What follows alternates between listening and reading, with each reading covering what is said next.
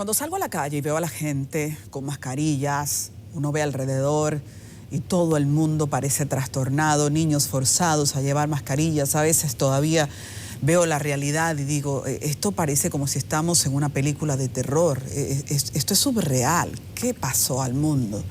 Pero si te entras, como me ha tocado, en un centro de salud, lo que vas viendo es todavía más traumático. En las últimas horas nosotros seguimos asombrados y con gran expectativa, viendo cómo las cifras no alientan. Queremos seguir trayendo a ustedes información actual, no en el ánimo de mantenernos nerviosos, sino de ver una realidad que necesitamos conocer y con la que cada uno tiene que asumir compromisos. Así que en esta entrevista quiero presentar a ustedes al licenciado Luis Franco, es el director del Centro Médico Dominico Cubano, un centro que es un referente en la ciudad capital de la salud y en el que se ha vivido muy de a duro esto del COVID. Vamos entonces a entrar en esa dinámica conversativa que permita ver cómo ustedes están viviendo el momento. Así que muchísimas gracias por estar con nosotros, Franco. Gracias por estar aquí. Buenos días, ¿qué tal? ¿Cómo están todos? Estamos tratando de conocer la realidad desde el enfoque de ustedes. Así que en las últimas horas yo quiero saber si la disposición de camas para COVID, tal como en el área pública nosotros vemos, se va poniendo sumamente escasa en momentos, que se libera o no se libera. ¿Qué tienen ustedes ahí? Pues bien, lamentablemente estamos full, o sea, estamos llenos. Nosotros habíamos habilitado alrededor de 14 habitaciones para aislamiento, 10 para terapia intensiva respiratoria, especializada en lo que es COVID. Y tuvimos ahora, esta semana, una ampliación a esa unidad con 8 camas más, debido a la alta presencia de pacientes con condiciones más complicadas que con lo que veníamos, digamos, atendiendo en los meses anteriores. Es decir, del mes de junio al mes de julio aumentó un 58% lo que es la visita a nuestro centro a través del triaje respiratorio que tenemos disponible desde marzo, viendo todo casi un volumen total de 1.800 pacientes hasta el día de ayer. Estuvimos revisando las estadísticas y es penoso que como población aún no hemos tomado esto con la seriedad y la gravedad que conlleva este virus que a nivel mundial ha afectado a toda la población. Nosotros desde el primer momento en que nos vimos en la necesidad tuvimos que recurrir a hacer reestructuraciones de área, a invertir en equipos de soporte vitales, llámese monitores, ventiladores y habilitar áreas, llámese la área de triaje respiratorio, luego la parte de hospitalización y conjuntamente con el apoyo del doctor Emil Jorge Mansur, que ha sido el coordinador de la terapia intensiva, también asumió el compromiso como este virus afecta la parte pulmonar. Entonces, él ha sido la persona en que nos hemos apoyado y hemos confiado para que dé seguimiento a todos los pacientes. El aumento de esta positividad, que ahora la tenemos en un 35%, también ha hecho que los centros de salud sean más vulnerables. Quisiera saber cómo ustedes lo están manejando, porque hay un gran temor de la población de asistir a consultas. Si ustedes se han visto obligados a disminuir las consultas per se para dedicarse a COVID, o si se mantiene todo abierto, ¿con qué tipo de sinergia lo han conseguido para que la gente se sienta segura y ustedes también tengan un personal seguro? Claro, hemos tomado las medidas de bioseguridad correspondientes, todo el personal está debidamente equipado con los trajes de protección y sus mascarillas y todo lo que conlleva el protocolo de manejo de pacientes con COVID. Ahora bien, como bien mencionó, se ha ausentado algunas especialidades en los centros, no solamente nosotros, sino a nivel nacional, por el temor que existe de contagiar. Pero no es lo mismo visitar un centro de salud que tú sabes que sí hay una incidencia de COVID, o sea, que hay presencia, a tú salir a la comunidad, que es lo que ha afectado mucho en los fines de semana, la gente no respeta los toques de queda.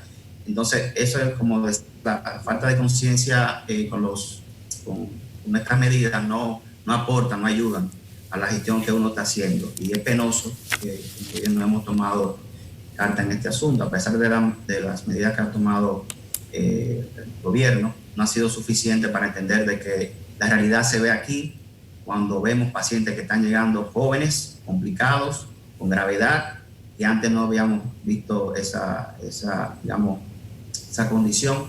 Antes veíamos a envejecientes, personas con comorbilidades, pero ya están llegando personas sanas, digamos, su condición, pero con el virus, y eso realmente da pena, porque al momento que uno no tiene disponibilidad, ya sabe lo que genera, la tensión que genera a nivel de la familia, que no tienen dónde referirlo. Entonces uno se ve presionado y doblemente, porque uno quisiera dar el servicio, pero no tiene dónde.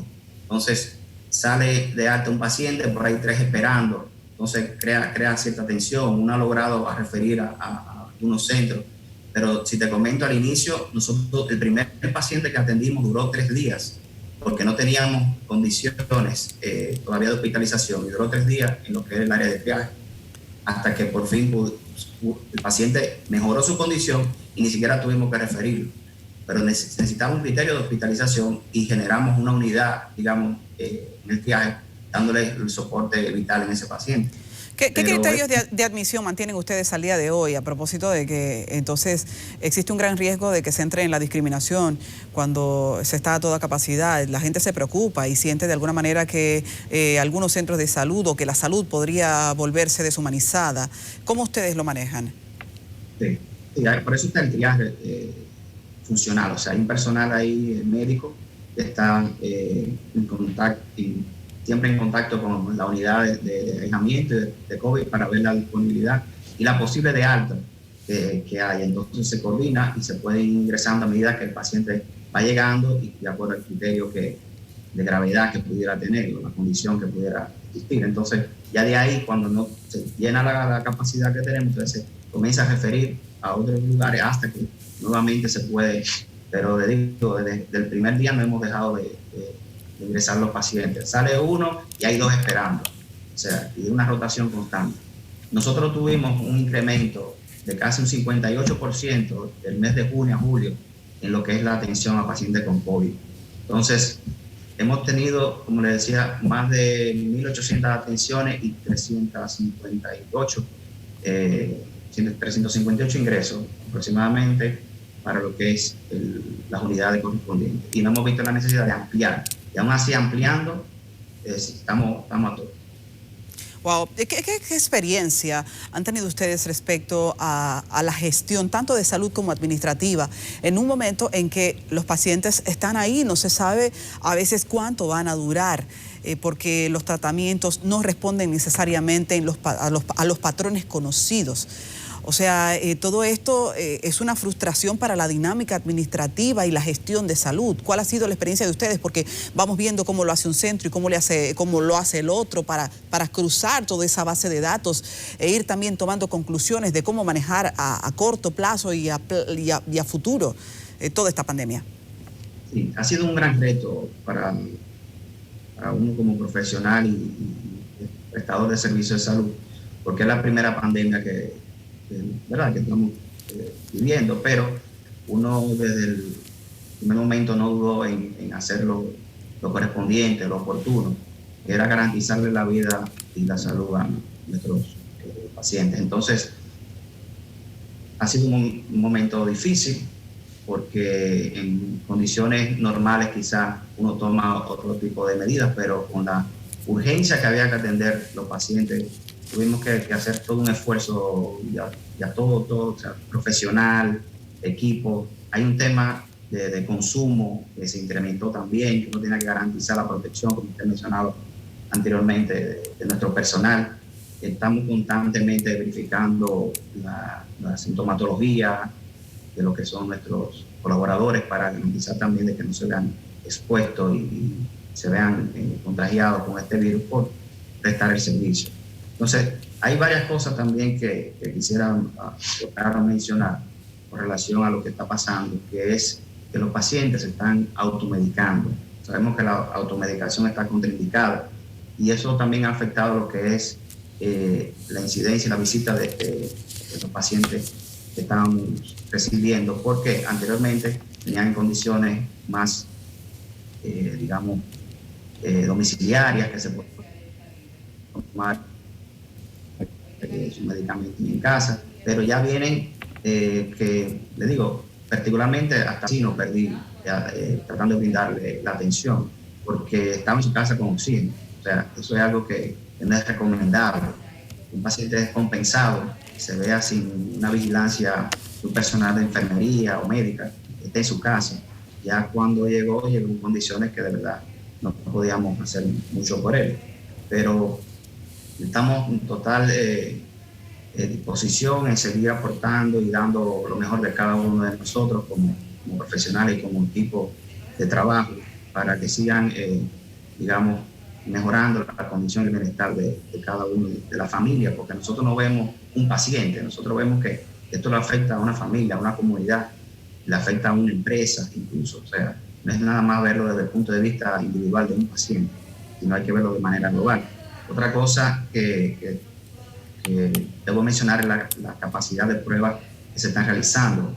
Que vemos que bueno, las noticias que lamentablemente hay instituciones que no dan, digamos, las pruebas a tiempo, los resultados, mejor dicho, a tiempo, y eso limita mucho, aunque nosotros no limitamos a lo que es una prueba PCR, porque también hay que mencionar que el COVID no hay que esperar a hacerse una prueba PCR para ser atendido el paciente. Con una sintomatología, con una tomografía sin contraste de tórax y con una analítica, un hemograma, un PCR en sangre, ya de por sí, conjuntamente con la evaluación del profesional, puede ver y puede ser tratado oportunamente un paciente, pero no debemos esperar que nos den una prueba detectada para saber si es COVID. Ya por tomografía podemos ver eso.